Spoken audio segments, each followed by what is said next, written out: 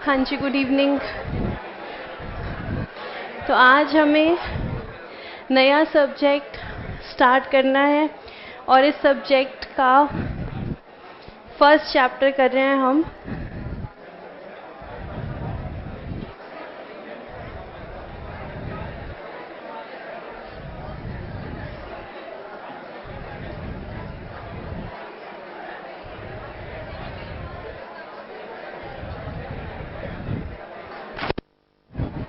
जिसका नाम है इंट्रोडक्शन टू बिजनेस इकोनॉमिक्स। नए दोस्त से मिलते हैं तो कैसे मिलते हैं? स्माइल करके। तो चेहरे पर प्यारी सी स्माइल के साथ सबसे पहले तो आप ये बताइए कि इस बुक के कवर पेज पे कौन कौन हैं?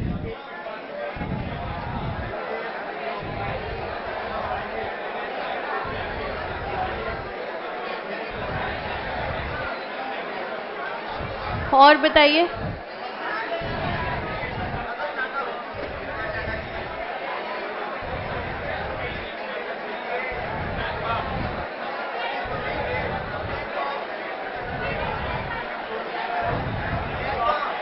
देखिए इसमें टोटल कितने पर्सन हैं? 8 ही हैं। आप कृपया इन्हीं के नाम लें। आप जितने नाम जानते हैं वो सारे ना लें, ठीक है? जितने हैं यहाँ पर मैं सिर्फ उन्हीं के नाम पूछ रही हूँ।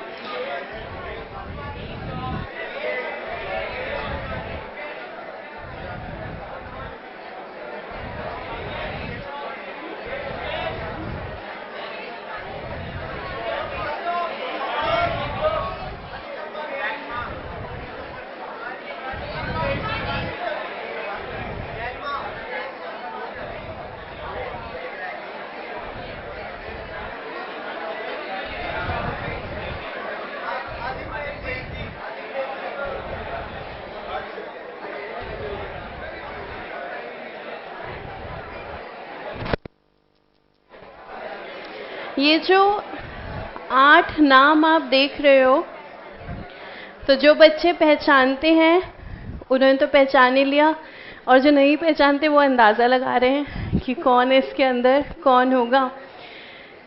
तो ये जो कुछ लोग हैं, इनको आप डिफाइन करने के लिए कौन सा एडजेक्टिव यूज़ करोगे? क्या है, कौन है ये पर्सन? अगर इन सभी के लिए कॉमन एडजेक्टिव यूज़ करना हो। Business tycoons, okay. और कुछ कहना चाहोगे आप? Okay, rich, they are all rich persons. और famous, rich, famous, successful, definitely wise. बेवकूफ़ी से तो कोई सक्सेसफुल नहीं बनता। तो रिच, फेमस, सक्सेसफुल, उम्मीद है आप सब भी होना चाहते हैं, है ना?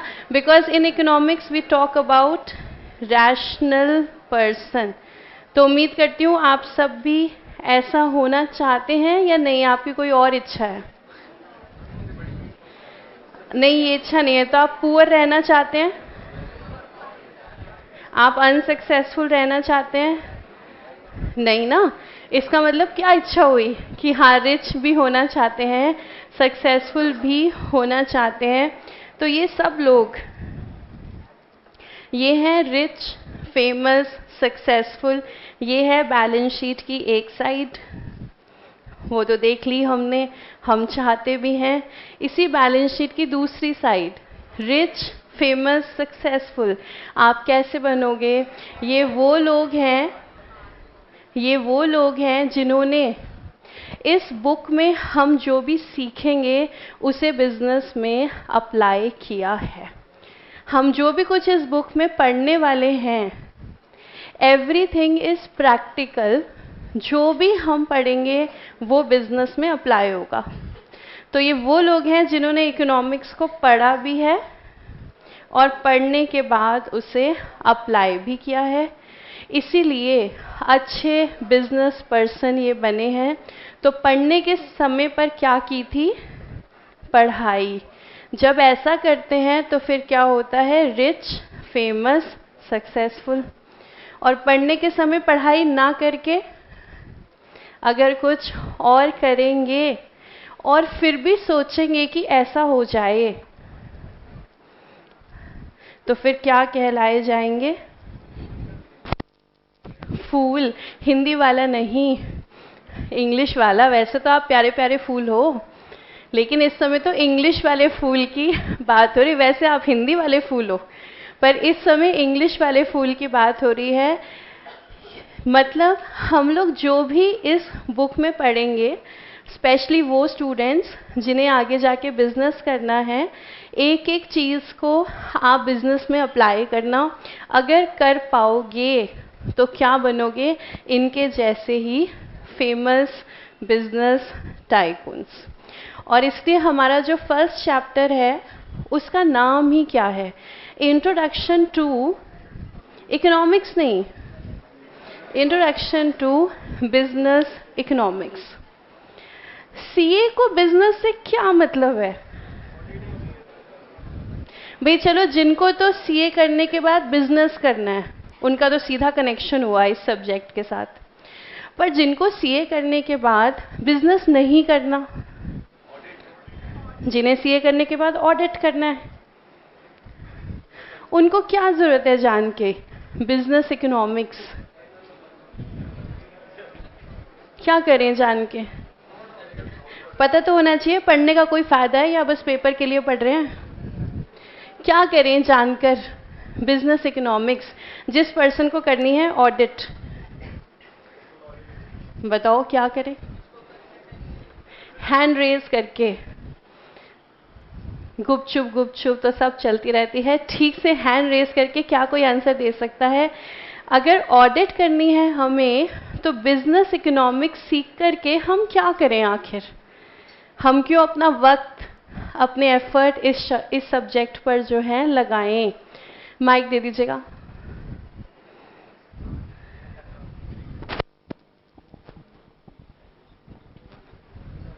मैम, बिजनेस इकोनॉमिक्स पढ़ने के बाद हम ऑडिट के साथ साथ फाइनेंस मैनेजर भी बन सकते हैं। बिजनेस इकोनॉमिक्स पढ़े बिना नहीं बन सकते? नो मैम, इकोनॉमिक्स मैम हमें फाइनेंस की मैम सबसे बढ़िया जानकारी देता है। कैसे? कि कौन सी जानकारी देता है? मैम ह्यूमन बिहेवियर, फाइनेंस की? मैम ह्यूमन बिहेवियर के साथ। ह्यूमन बिहेवियर की के फाइनेंस की? मैम फाइनेंस और ह्यूमन बिहेवियर एक साथ चलता है। अच्छा, क्योंकि मैम लोगों के पास ही तो पैसा है, उन्हीं से तो लेना है। क्योंकि उन लोगों के पास ही पैसा है, हमें उन्हीं से ही पैसा लेना है। तो मैम हमें उनकी स्टडी करनी पड़ेगी कि लोग कब क्या पैसा ले सकते हैं। हमें ये स्टडी करनी पड़ेगी पैसा कैसे ले? नो मैम, ये बहुत गलत स्टडी है। अच्छा, और कोई आंसर देना चाह रहा है कुछ? हाँ, वहाँ दे दीजिएगा माइक, कि क्यों हमें पढ़ना चाहिए बिजनेस इकोनॉमिक्स। मैम कंसल्टेंसी भी देनी होती है अपने। क्या चीज? कंसल्टेंसी भी देनी होती है हमको। कंसल्टेंसी देनी होती है, तो ओके। उसके लिए चॉइस मैटर करती है। तो किस चीज की choice? Choice making ma'am. Choice making? Business को देखो, फ्रूटफुल कैसे। मेरा सवाल है, ऑडिट करने वाले पर्सन को बिजनेस इकोनॉमिक्स पढ़ने की क्या जरूरत है? इसी सवाल का जवाब चाहिए, और कुछ नहीं। ठीक है, और कोई आंसर देना चाह रहा है? हाँ, वहां माइक दे दीजिएगा। मैम, हम जिस कंपनी की ऑडिट कर रहे हैं उसके बारे में भी हमें कुछ अप्लाई उसके बारे में जान लेंगे हम, तो बिल्कुल। लेकिन एक कंपनी के बारे में जानने के लिए सारा पढ़ूं बिजनेस इकोनॉमिक्स? मैम, तो हम बेटर से समझ सकते हैं ना कि क्या कंपनी फेस कर रही है, तो क्या उसको डिफरेंट एनवायरनमेंट मिल रहा है, बिजनेस एनवायरनमेंट मिल रहा है। और ये हमें ऑडिट के लिए क्यों समझना है? मैम, ऑडिट में मुझे क्या करना है? P&L और बैलेंस शीट को चेक करना है। मुझे इस ऑडिट के लिए क्यों समझना है तुम कौन से एनवायरनमेंट में काम कर रहे हो, अच्छा है, बुरा है? और कोई आंसर करना चाह रहा है? आपने हाथ उठाया था, नीचे कर लिया।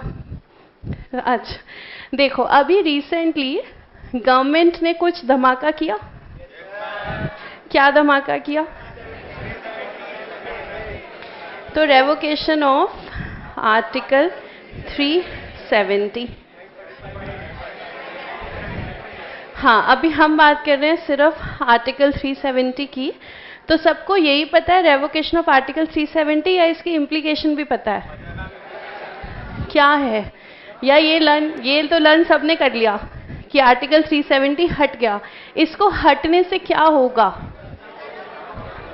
तो कुछ हाथ खड़े हैं, देखो इसको हटने से बहुत कुछ होगा, जो बहुत सारे इम्प्लीकेशंस इस आर्टिकल के हटने से होंगे। उनमें से एक इम्प्लीकेशन ये भी है कि अब कोई भी पर्सन जम्मू एंड कश्मीर में प्रॉपर्टी खरीद सकता है। ठीक है, इम्प्लीकेशंस और भी बहुत सारे इसके हैं। ठीक है, जैसे कह रहे थे कि अब हम कश्मीरी गर्ल से मैरिज कर सकते हैं। ठीक है, तो बात यह है कि अब आप कश्मीरी गर्ल से मैरिज कर सकते हैं, that is the law, but Kashmiri girl आपसे मैरिज नहीं करेगी, दैट इज द रियलिटी। ठीक है, तो इम्प्लीकेशन तो इसके बहुत सारे हैं, लेकिन उसमें एक इम्प्लीकेशन ये है कि अब कोई भी जाकर इस प्लेस पर जो है प्रॉपर्टी की सेल परचेज की जा सकती है, यहाँ पर इन्वेस्टमेंट्स जो हैं की जा सकती हैं। और इसीलिए बड़े बड़े इन्वेस्टर्स को अप्रोच किया गया है, जैसे कि टाटास, इनको अप्रोच किया गया है कि आप जो है इन्वेस्टमेंट प्लान्स अब बनाएं कि भाई यहाँ पर जो है इन्वेस्टमेंट कैसे करनी है। अंबानीज़ को अभी अप्रोच नहीं किया गया, क्योंकि वो खुद ही अप्रोच कर लेते हैं कि हम अपने आप बना लेंगे, हमारे पास सारी परमिशन है। तो अभी टाटास को अप्रोच किया गया है, और टाटास के साथ और भी 6-7 और बिजनेस हाउसेस को अप्रोच किया गया है कि आप इन्वेस्टमेंट प्लान्स बनाएं कि यहाँ पर इन्वेस्टमेंट कैसे की जाए। तो भाई अब आपको कहीं पर भी इन्वेस्टमेंट करनी है तो आपको रिसर्च करनी होगी उस एरिया के लॉज के बारे में, लैंड कहाँ पर है, इंफ्रास्ट्रक्चर वहाँ पर कैसा है। तो ये जो लोग जिनको कहा गया है कि आप इन्वेस्टमेंट के प्लान बनाएं, इन्होंने एक रिपोर्ट मांगी। किस चीज़ पर? एक रिसर्च, कि भाई हमें वो रिसर्च करके आप दो कि एरिया कैसा है, उसके लॉज कैसे हैं, लैंड कहाँ है, क्या रेट पे मिलता है, क्या इंफ्रास्ट्रक्चर है। तो मैंने आपको बताया था बिग 4 याद है कौन सी हैं? तो कौन कौन सी हैं? Deloitte, PwC, KPMG and EY। तो ये जो काम है रिपोर्ट बनाने का, ये EY को काम मिला है, और आज सुबह उन्होंने रिपोर्ट बना करके जो है सबमिट भी कर दिया कि हमारे हिसाब से ये सिचुएशन है इस प्लेस की। अब आप देख सकते हैं इन्वेस्टमेंट प्लान्स कैसे बनाए जाएं। यानी कि इन्वेस्टमेंट करने के लिए सजेशन जो आप कह रहे हैं कंसल्टेंसी किससे ली गई? चार्टर्ड अकाउंटेंट फर्म से। क्यों? CA को वो पर्सन माना जाता है जो हमें इन सब चीज़ों के बारे में गाइड कर सकता है। CA is not restricted to finance. इसमें तो हम एक्सपर्ट हैं ही हैं, इसमें तो हम नंबर 1 पोजीशन पर हैं, हमसे ऊपर कोई नहीं। फाइनेंस मैनेज करना है तो चार्टर्ड अकाउंटेंट्स ही करेंगे। उसके अलावा भी आपका रुतबा देखिए कि बड़े बड़े इन्वेस्टर्स ने रिपोर्ट किससे मांगी? E&Y से मांगी कि आप हमें एक रिपोर्ट बना कर दें, उस बेसिस पर हम डिसीजन लेंगे कैसे और कितना इन्वेस्टमेंट किया जाए। इसलिए आप कोई छोटी मोटी हस्ती नहीं है, आपकी हस्ती बहुत ऊंची है, ऊपर वाली हस्ती आपकी है, क्योंकि आप क्या हैं? Chartered accountant. इसलिए अगर बिजनेस करते हैं तो भी, बिजनेस नहीं करते हैं तो भी हमें क्या समझना चाहिए? Business economics. और इसीलिए हम समझ रहे हैं बिजनेस इकोनॉमिक्स। और आपकी बुक का फर्स्ट पेज और फर्स्ट लाइन अंडरलाइन करेंगे। The term economics has originated from Greek word oikonomia, which means household। तो ये जो शब्द है इकोनॉमिक्स, ये कहाँ से आया? ओइकोनोमिया। ये किसी बीमारी का नाम नहीं है, ठीक है। इसका मतलब क्या है? House hold. House hold sector यानी कि हम सब, हाउस होल्ड सेक्टर में कौन आते हैं? हम सब आते हैं। और इकोनॉमिक्स ये जहाँ से डिराइव हुआ है, इसका मतलब ही क्या है? House hold. तो इकोनॉमिस्ट सेज इकोनॉमिक्स और कुछ भी नहीं है, it is a study of your behaviour. अभी बिहेवियर की बात हो रही थी वहाँ पे, तो बिहेवियर की ही बात है, पर ऐसा नहीं कि हम पैसे कैसे निकालें, उसके अलावा और बहुत सारे बिहेवियर हैं। तो economics is a study of your behaviour. आप सब जो कुछ भी करते हो अपनी लाइफ में, दैट इज़ इकोनॉमिक्स। आप इकोनॉमिक्स को थ्योरेटिकल सब्जेक्ट मानते हो या प्रैक्टिकल? तो कभी कभी लगता है इसमें क्वेश्चन आंसर्स तो है नहीं, तो क्या सब्जेक्ट है? थ्योरेटिकल। लेकिन ये बहुत प्रैक्टिकल सब्जेक्ट है। जैसे अकाउंट्स प्रैक्टिकल है कि थ्योरेटिकल? अब अकाउंट्स की प्रैक्टिकलिटी देखो, आपने डेप्रिसिएशन सीखा, कहीं लगाया उसे, कहीं अप्लाई किया? नहीं। कंसाइनमेंट सीखा, कहीं अप्लाई किया? नहीं। जो सीखा कहीं अप्लाई किया? अभी तो कहीं अप्लाई नहीं किया, अभी तो बस क्लास में क्वेश्चंस चल रहे हैं।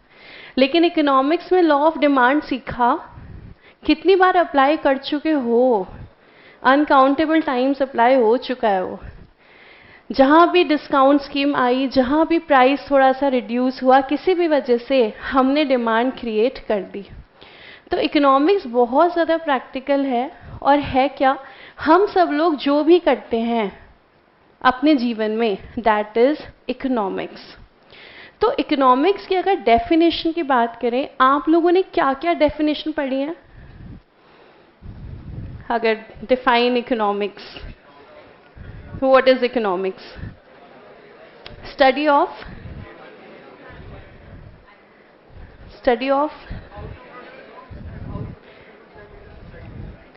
तो economics is a study of how to produce goods and how to distribute them in society. और कुछ? हाँ जी, माइक दे दीजिएगा। What is economics? Study of behaviour of humans. ये डेफिनेशन आपने पढ़ी है? फिर खुद बनाई है? यस। कमाल है। मैं कह रही हूँ जो आपने पढ़ी हो वो बताएं, कृपया अभी ना बनाएं। आपने कोई डेफिनेशन पढ़ी है इकोनॉमिक्स की तो वो बताएं। What is economics? आप सब तो पढ़ के आए हो। क्या तुमने 11th-12th में कौन से स्कूल से हो? पढ़ के तो आए हो, कोई तो डेफिनेशन याद होगी। याद है? माइक दे दीजिएगा। मतलब कुछ तो डेफिनेशन आपने पढ़ी होगी ना, डिफाइन इकोनॉमिक्स। इसके बिना ही आगे तो नहीं बढ़े होगे, डेफिनेशन तो आई होगी। हाँ, economics is a problem of choice that we have to make from the resources that are scarce. ये डेफिनेशन पढ़ी है आपने? कहाँ पढ़ी है आपने? इको में। अच्छा, तो फिर मुझे ये समझ में आ रहा है कि आपने ज़्यादा डेफिनेशंस पढ़ी नहीं। आपने एडम स्मिथ की इकोनॉमिक्स की डेफिनेशन नहीं पढ़ी, एल्फ्रेड मार्शल की पढ़ी है, तो बताना चाहिए आपको। अच्छा, याद नहीं है आपको? याद है? आपको याद है? माइक दे दीजिएगा।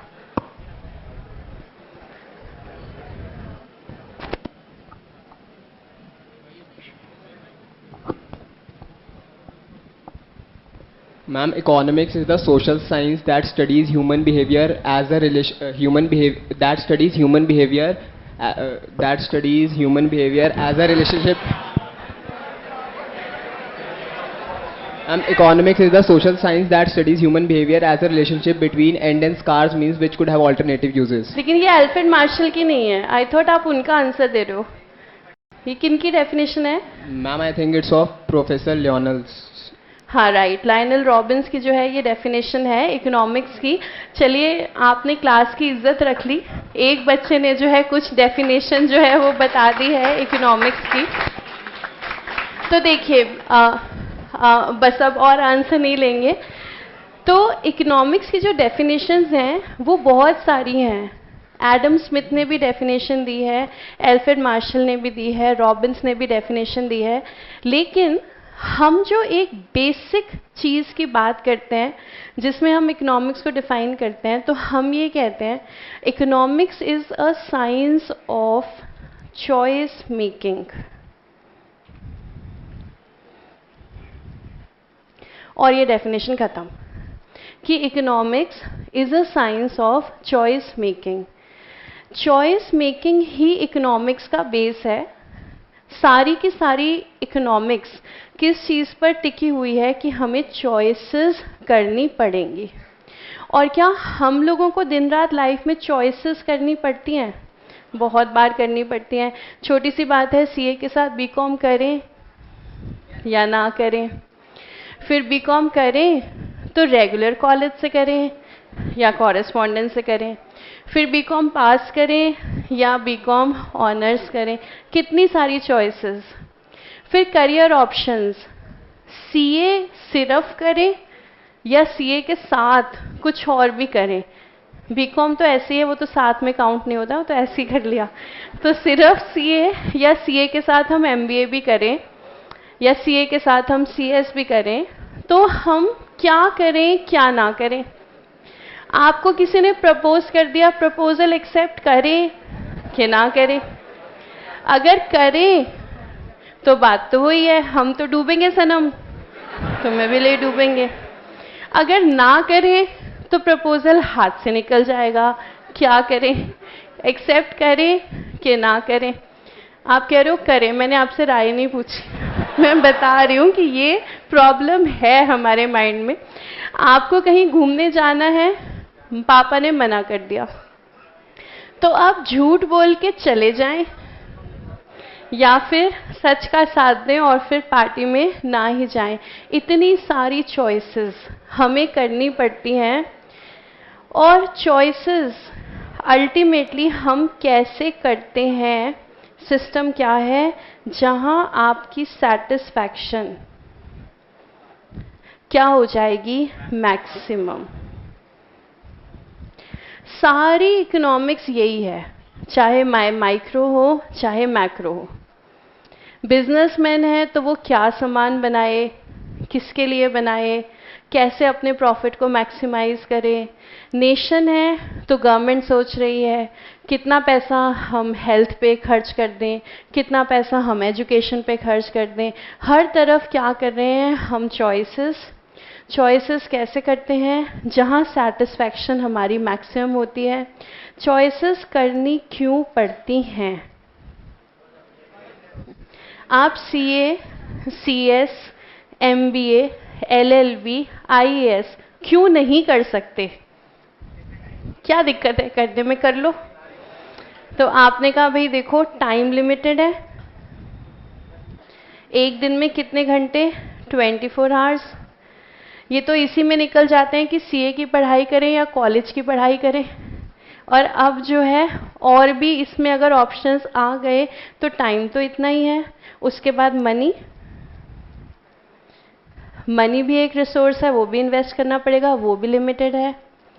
तो हम सब कुछ क्यों नहीं कर पा रहे, हमें चॉइसेस क्यों करनी पड़ रही हैं?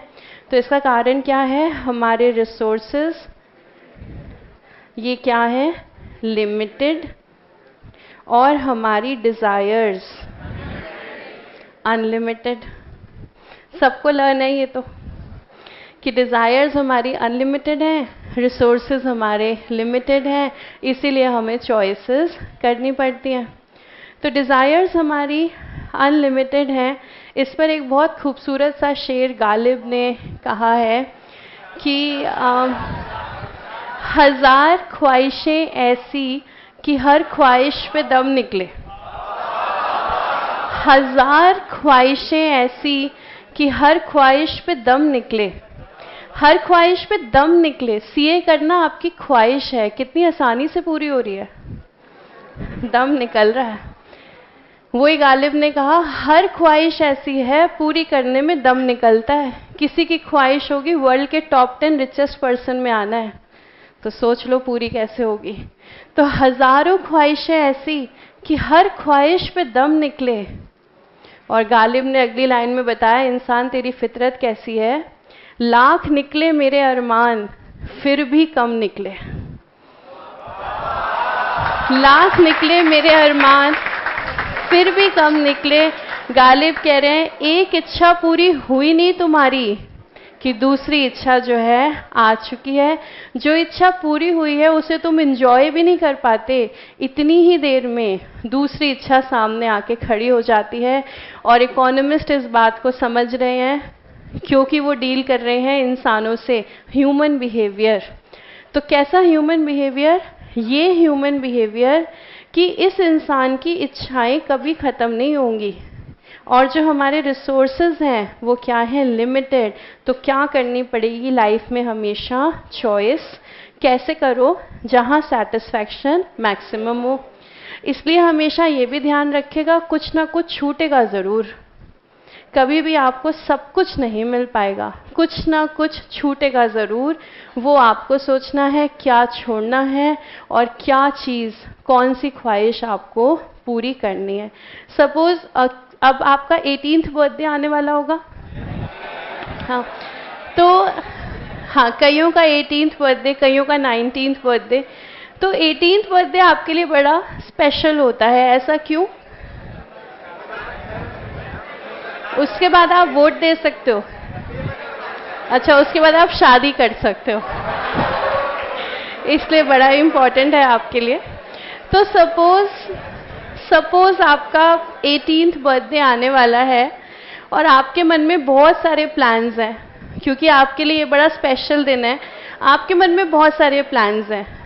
आप चाहते हो फ्रेंड्स के साथ एक अच्छी सी पार्टी हो जाए, आप चाहते हो शॉपिंग हो जाए, बढ़िया बढ़िया कपड़े खरीद लिए जाएं, आप चाहते हो मोबाइल फ़ोन जो है वो भी नया ले लिया जाए इस बर्थडे पर।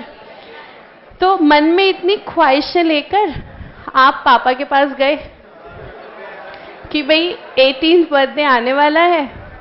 अभी आपने इतना ही कहा तो पापा ने कहा हाँ, हमें याद है वो दिन जिस दिन तुम आए थे इस धरती पे। और अभी आपने लिस्ट कहनी शुरू ही की थी कि तो फिर क्यों ना इस बार बर्थडे सेलिब्रेट कर लिया जाए। तो पापा ने पूछा लास्ट मॉक टेस्ट में नंबर कितने आए थे? तो आपको बात समझ में आ गई, यहाँ कोई फ़ायदा नहीं। फिर आप गए मम्मी के पास कि भाई देखो 18th बर्थडे है और मेरी इच्छा है ये भी होना चाहिए, ये भी होना चाहिए, ये भी होना चाहिए, क्योंकि राजा का बर्थडे है, प्रिंसेस का बर्थडे है, इसलिए ये सब कुछ होना चाहिए। मम्मी आपको क्या कहेंगी? बेटा ये लो 1000 रुपये, ये लो 1000 रुपये, अब तुम्हें जो करना है तुम कर लो। अब क्या हुआ? डिज़ायर्स तो आपकी थी बहुत सारी और आपका रिसोर्स रिस्ट्रिक्ट हो गया 1000 रुपये पे। अब आप फंस गए हैं सिर्फ 1000 रुपये। तो क्या करें? आपने डिसाइड किया चलो फ्रेंड्स को पार्टी दे देते हैं, सेटिस्फैक्शन उसमें है ग्रेटेस्ट।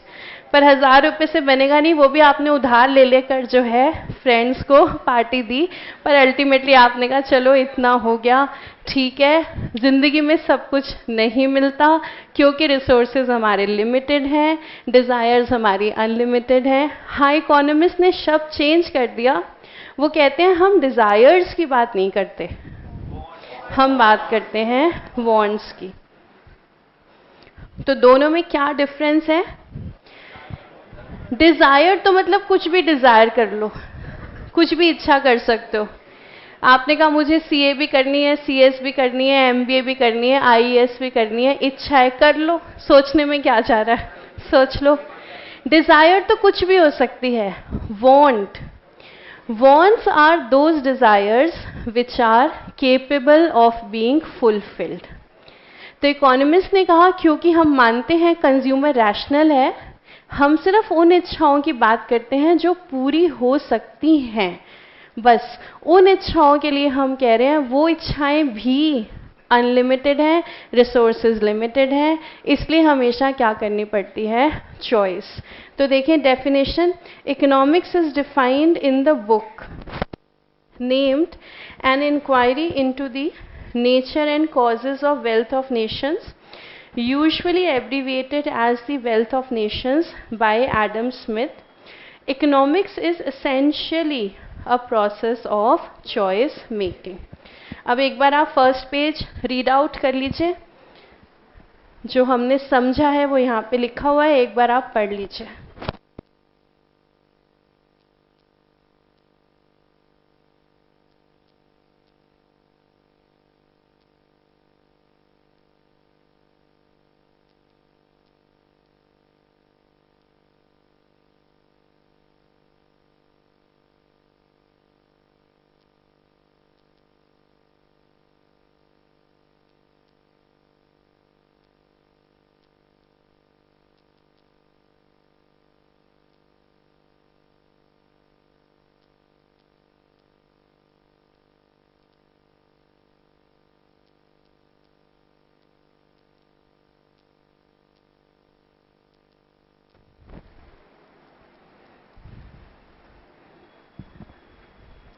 तो अगर आपसे पूछें इकोनॉमिक्स के 2 फंडामेंटल फैक्ट्स क्या हैं, तो बहुत ही बेसिक फैक्ट्स हैं, रिसोर्सेज लिमिटेड हैं, स्केर्स हैं और वांट्स हमारी अनलिमिटेड हैं। और एडम स्मिथ की बुक कौन से ईयर में आई थी? 1776। फिर चलते हैं अगले पेज पर, business economics. Business economics comprises of that part of economic knowledge, logic, theories and analytical tools that are used for rational business decision making. The survival and success of any business depends on sound decisions. Decision making refers to the process of selecting an appropriate alternative from 2 or more alternative courses of action. Decision हमें कहाँ लेना पड़ता है? जहाँ हमारे पास एक से ज़्यादा ऑप्शंस होते हैं। जैसे मान लीजिए पापा ने कहा कि तुम्हें सीए ही करनी है, तो क्या आपने डिसीजन लिया? डिसीजन आपने लिया नहीं, डिसीजन हो गया। डिसीजन हो गया है कि आपको सीए करनी है, तो ये डिसीजन नहीं है क्योंकि इसमें कोई ऑप्शन नहीं है। लेकिन अगर पापा ने आपसे पूछा कि आप क्या करना चाहते हो, आपने कहा मुझे तो डांसिंग में अपना करियर बनाना है, सिंगिंग में बनाना है, मुझे तो क्रिकेट में जाना है, मुझे तो फुटबॉल की फील्ड में जाना है, तो फिर क्या हुआ? फिर पापा ने समझाया कि देखो बहुत रिस्की फील्ड है ये, इच्छा तो बहुत होती है कि चले जाएं, लेकिन इन सारी फील्ड्स में बहुत ही गिने चुने लोग हैं जो सक्सेसफुल होते हैं, इतना रिस्क मत उठाओ, बढ़िया है क्या करो, पहले सीए कर लो। तो फ्यूचर सिक्योर हो गया, फ्यूचर सिक्योर हो गया। और उसके बाद अगर वाकई में पैशन किसी और चीज़ के लिए है, उसके बाद आप उसको परस्यू कर लो। पहले परस्यू करने में रिस्क का फैक्टर बहुत ज़्यादा है। तो आपको बात समझ में आ गई, तो आपने कहा हाँ अब हम सीए करेंगे, तो ये क्या हो गया? डिसीजन। तो डिसीजन लेने के लिए एक से ज़्यादा ऑल्टरनेटिव का होना ज़रूरी है, तभी हम चूज़ करते हैं। फिर आगे आए बिजनेस इकोनॉमिक्स और managerial economics integrates economic theory with practice. In brief, it is applied economics which fills the gap between theory and practice. The heart of business economics is the microeconomic theory. तो business economics basically क्या है? Economic laws की application. जो हमने economics में laws पढ़े, बहुत सारे लॉज पढ़ते हैं हम इकोनॉमिक्स में, उन सब लॉज को जब हम अप्लाई करते हैं बिजनेस में, तो वो क्या बन जाता है? Business economics. तो इकोनॉमिक्स में, अच्छा आपने 11th-12th में इकोनॉमिक्स पढ़ी है, आपने क्या क्या पढ़ा है इकोनॉमिक्स में? डिमांड एंड सप्लाई और मार्केट्स, पॉपुलेशन, पॉवर्टी और unemployment, production and cost, revenue, शायद नेशनल इनकम भी आपने पढ़ी होगी।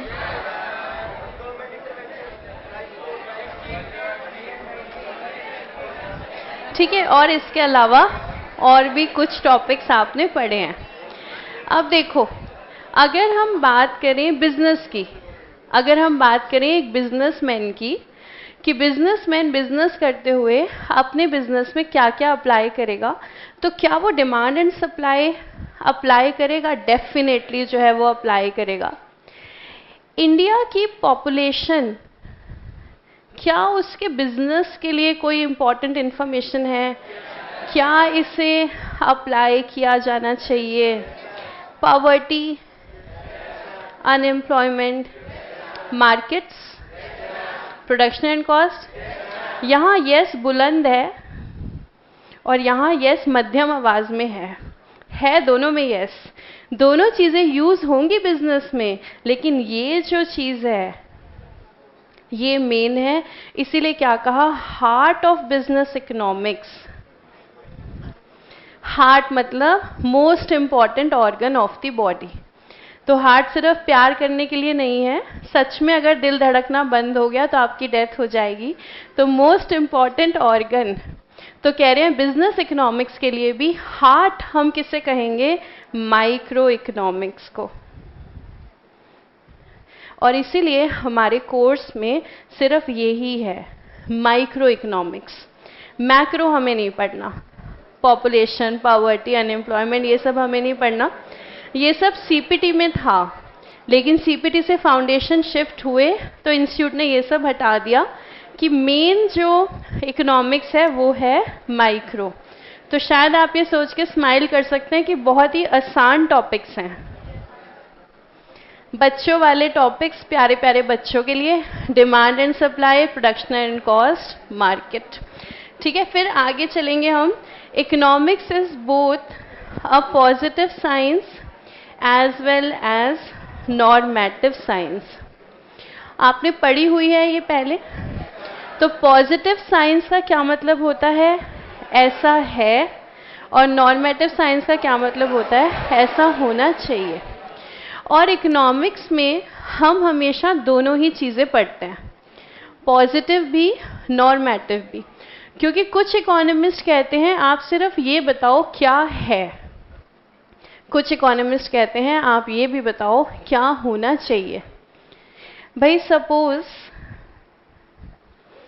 हम जो चॉइसेस करते हैं, चॉइसेस करने का क्राइटेरिया क्या है, कैसे करते हैं, जहाँ पे सेटिस्फैक्शन क्या होगी, मैक्सिमम। तो सपोज मिस्टर एक्स, इन्होंने कहा मैं अपनी इनकम का मेजर पोर्शन फ्रूट्स पे स्पेंड करता हूँ। अगर इन्होंने ये चॉइस करी है, इसका मतलब इनको यहाँ पे सेटिस्फैक्शन मैक्सिमम है। मिस्टर वाई, इन्होंने कहा मैं अपनी इनकम का मेजर पोर्शन ड्रिंक्स पे स्पेंड करता हूँ।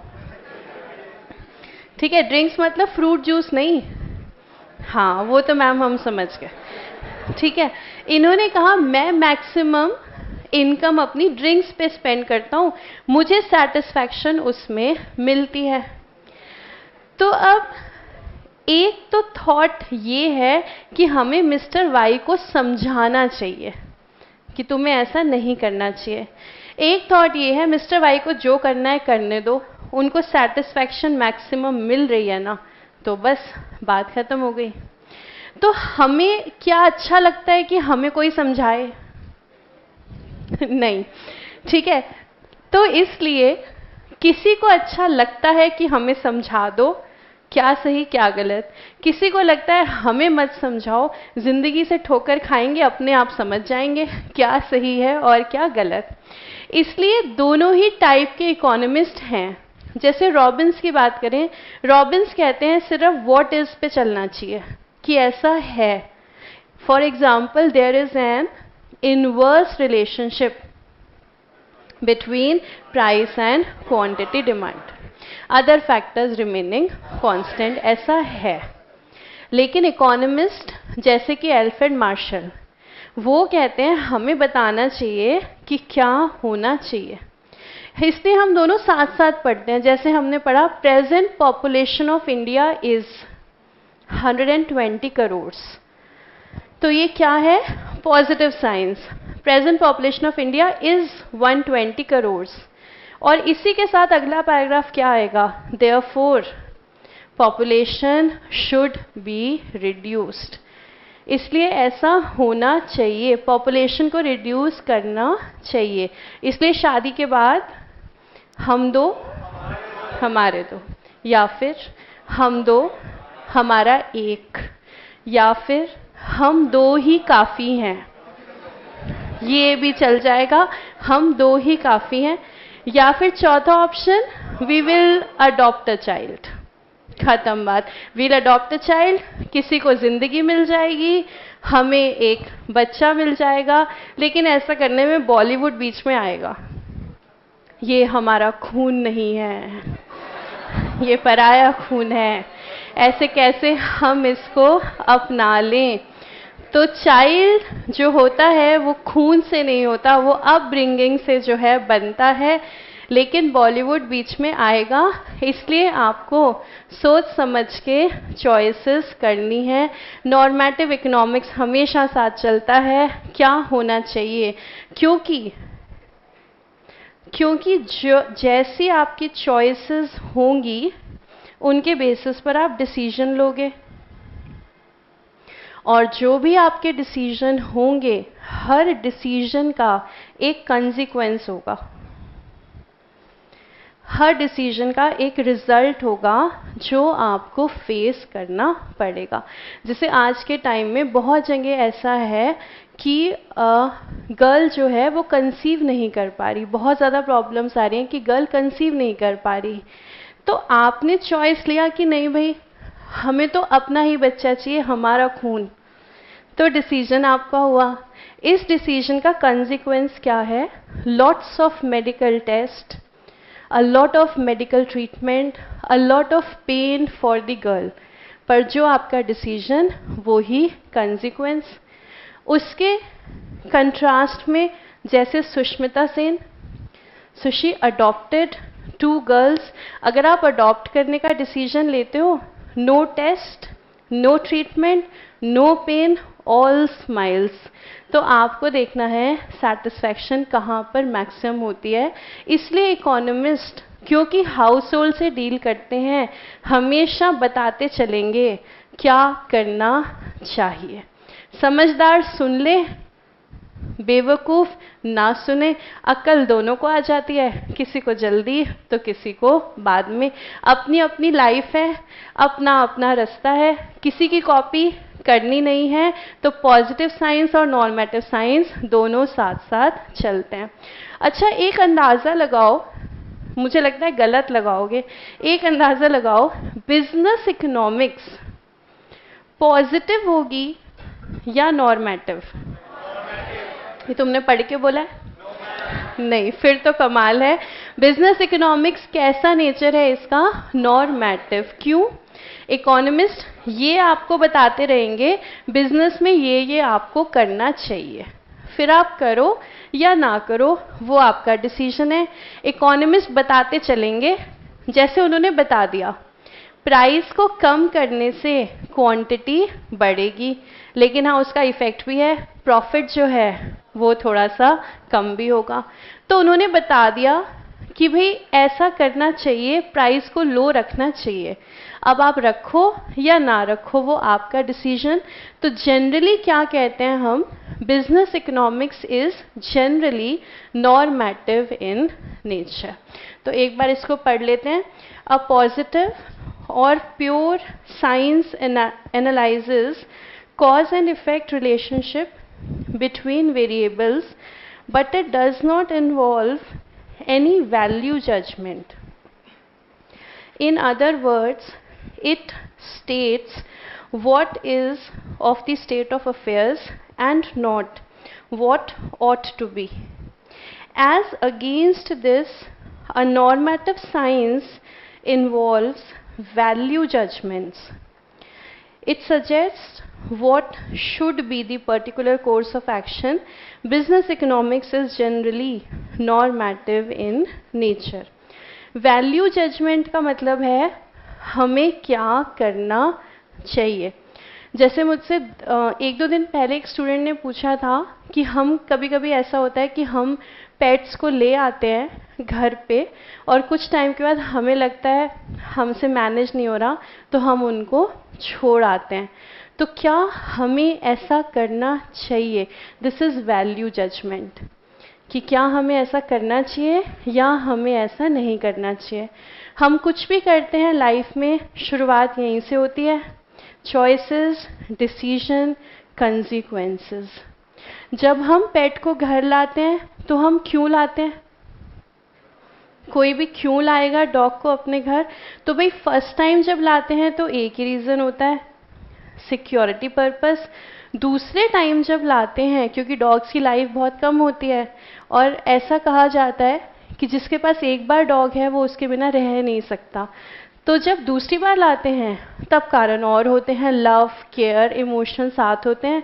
फर्स्ट टाइम लाते हैं तो सिक्योरिटी का कारण होता है। चॉइस करनी है हमें, इसलिए डिसीजन मेकिंग के लिए सारे ऑल्टरनेटिव्स को क्या करना पड़ता है?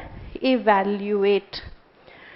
उस समय सोचना पड़ेगा जब हम लेकर आ रहे हैं, क्या हम एक्सपेंडिचर बियर कर पाएंगे? पेट को लाने का एक्सपेंडिचर है, क्या हम वो बियर कर पाएंगे? उनका खाना अलग है, कॉस्टली है। घर में 5 लोग हैं, वो बीमार होते हैं, डॉक्टर के जाते ही हैं। अब एक पेट और आएगा, वो भी बीमार होगा, डॉक्टर के जाना पड़ेगा। उसकी रेगुलर वैक्सीनेशंस भी होंगी, बहुत कॉस्टली हैं।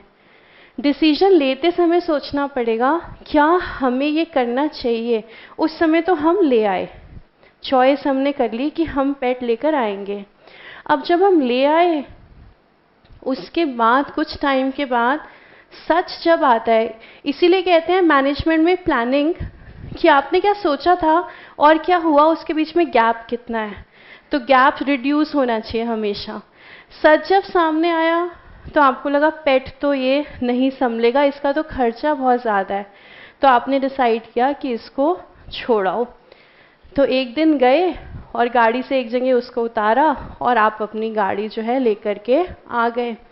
अब वो डॉग अगर आप देखो, वो आपकी गाड़ी के पीछे भागता है, बहुत दूर तक भागता है, और उसके बाद उसका क्या रूटीन होता है, आपने जहाँ उसको छोड़ा वो हर रोज़ उसी जगह पर, हर पल वो उसी जगह पर बैठा रहता है। कारण क्या है? हमारे लिए हमारा पेट हमारी दुनिया का एक हिस्सा है, छोटा सा। हमारी दुनिया बहुत बड़ी है, हमारे पेट के लिए हम उसकी दुनिया है। हम कभी कभी सोचते हैं कि जैसे सारे कुत्ते सड़क पे जीते हैं वैसे ये भी जी लेगा, इसको भी छोड़ आए। पर सारे कुत्ते सड़क पे जीते हैं क्योंकि बचपन से वहीं पर हैं। ये बचपन से कभी सड़क पे जिया ही नहीं, तो इसको तो पता ही नहीं चलेगा सड़क पे जीना कैसा है। फिर जो सड़क के कुत्ते होते हैं वो तो काटते हैं, वो तो अपने डिफेंस में काटेंगे। पेट्स को हम ट्रेनिंग देते हैं, काटना नहीं है। घर पे पेट है, उनको बारी बारी ट्रेनिंग मिलेगी, हम कुछ भी करें तुम्हें काटना नहीं है, काटना नहीं है। इस वजह से वो डिफेंस भी नहीं कर पाता। ऐसे अगर किसी को सड़क पे छोड़ दिया, चॉइसेस, डिसीजन और फिर कंसिक्वेंसेस हमारे साथ भी होता है। हम किसी को अपनी दुनिया मानते हैं, वो हमें छोड़ के चला जाता है। तो अगर किसी ने आपको अपनी दुनिया माना, आपने उसे छोड़ दिया, तो आपने भी किसी को अपनी दुनिया माना होगा, वो भी आपको छोड़ जाएगा। पर अगर आपने कहा कि ये हमारी फैमिली का हिस्सा, अब जो भी हो ये हमारा, तो आपके साथ भी वही होगा। आपने भी जिसको प्यार किया वो आपको कभी छोड़ के नहीं जाएगा। और प्यार का मतलब सिर्फ गर्लफ्रेंड बॉयफ्रेंड नहीं होता, इसमें पेरेंट्स भी होते हैं, इसमें ब्रदर सिस्टर भी होते हैं। कभी पेरेंट्स से भी साथ नहीं छूटेगा, कभी ब्रदर सिस्टर से भी नहीं छूटेगा, कभी दोस्तों से भी नहीं छूटेगा। तो ये जो चीज़ हम डिस्कस कर रहे हैं, ये क्या है? Value judgment. वैल्यूज़ के बेसिस पर जजमेंट लेना, क्या होना चाहिए, क्या नहीं होना चाहिए। अब क्योंकि हमें हमेशा चॉइस करनी है, तो आपने ज़रूर ये पढ़ा होगा, सेंट्रल इकोनॉमिक प्रॉब्लम्स। सेंट्रल का मतलब इसमें क्या है, कोई बता सकता है? इसमें हम सेंट्रल क्यों बोलते हैं? सेंट्रल का मतलब है ये सभी पर अप्लाई होंगी, हर सिचुएशन में ये प्रॉब्लम रहेगी। क्या है ये problem?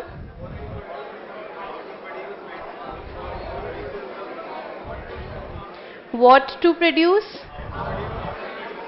how to produce, for whom to produce. Central का मतलब है ये सब पे लगती हैं। तो क्या ये आप पर भी आज लगती हैं या कुछ टाइम के बाद लगेंगी? जब आप बिजनेस करोगे तब लगेंगी? नहीं, ये आप पर आज ही लगती हैं। कैसे लगती हैं? देखो, आपकी लाइफ की सेंट्रल इकोनॉमिक प्रॉब्लम है what to study, how to study, for whom to study. भगवान इन क्वेश्चन के आंसर देते बस हमें। What to study, how to study, for whom to study. What to study problem क्यों है? क्योंकि बहुत सारे सब्जेक्ट्स हैं, तो अकाउंट्स भी करना है, मैथ्स भी करना है, अब से इको भी करना है, लॉ भी करना है, इंग्लिश भी करना है, कैसे करें? व्हाट टू स्टडी, इतने सारे ऑप्शंस हैं, हम क्या करें? सेम चीज़ प्रोड्यूसर पे लगा दी तो उसने कहा भाई मेरी तो ज़िंदगी की प्रॉब्लम है, व्हाट टू प्रोड्यूस, बनाए क्या? सेम चीज़ सर्विस सेक्टर पे लगा दो तो हमारी ये प्रॉब्लम है, सीए पढ़ाएं या कोई और कोर्स पढ़ाएं।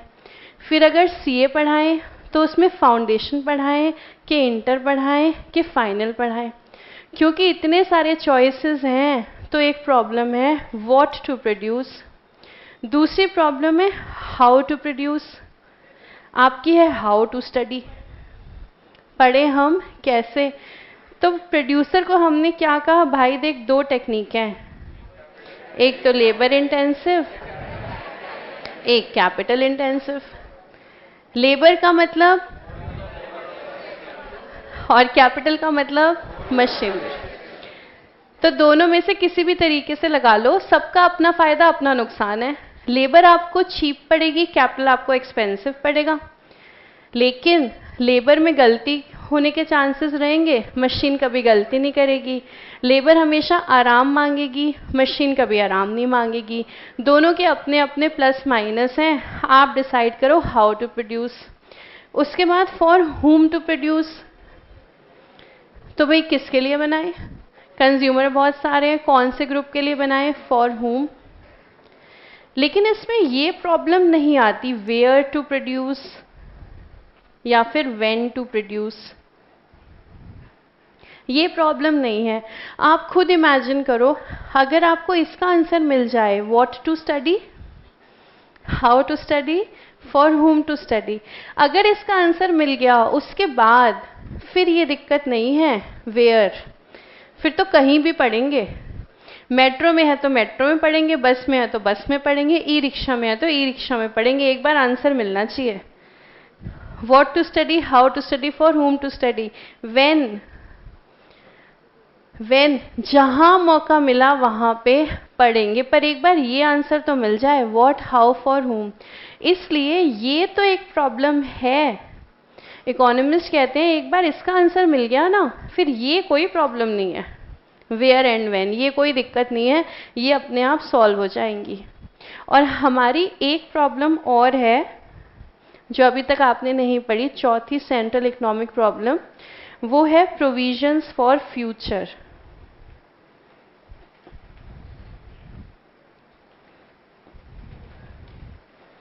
चौथी प्रॉब्लम है फ्यूचर के लिए कुछ ना कुछ अरेंजमेंट करके ज़रूर रखना, ताकि आपका बिजनेस कभी भी शट डाउन के पॉइंट पे ना पहुंचे। कुछ ना कुछ अरेंजमेंट्स आपके पास हमेशा होने चाहिए। ठीक है, अब एक बार रीड आउट करेंगे पेज नंबर 4 से।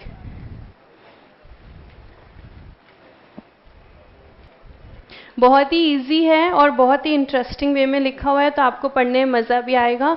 तो पेज 4, 5, 6, 7 चारों पेजेस एक बार पढ़ लीजिए।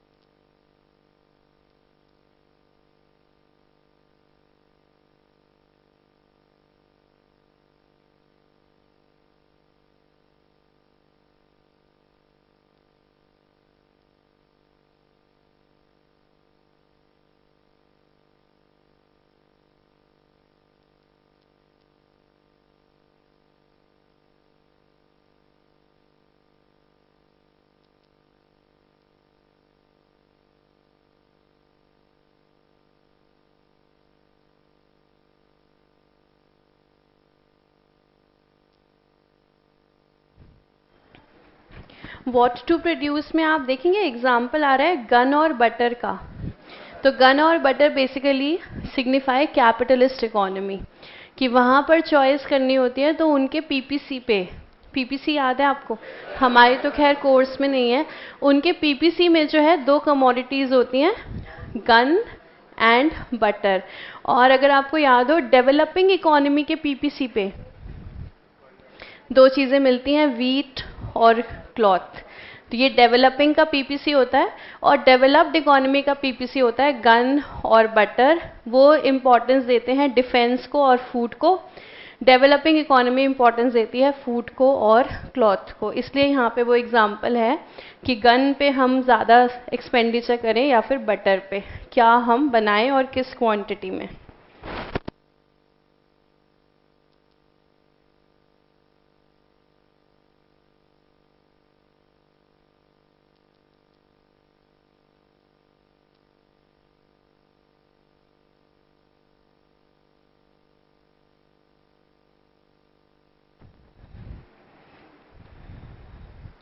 तो आप नेक्स्ट पेज पे देखेंगे, पेज नंबर 6 पे, कि व्हाट टू प्रोड्यूस में क्वांटिटीज़ भी साथ ही आती हैं, क्या बनाना है और किस क्वांटिटी में बनाना है।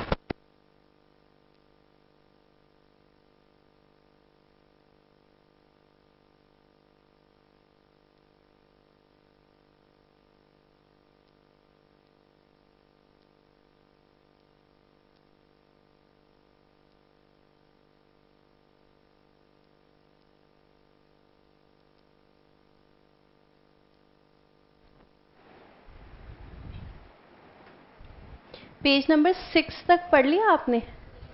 6 तक तो कोई डाउट नहीं होगा, सिंपल है।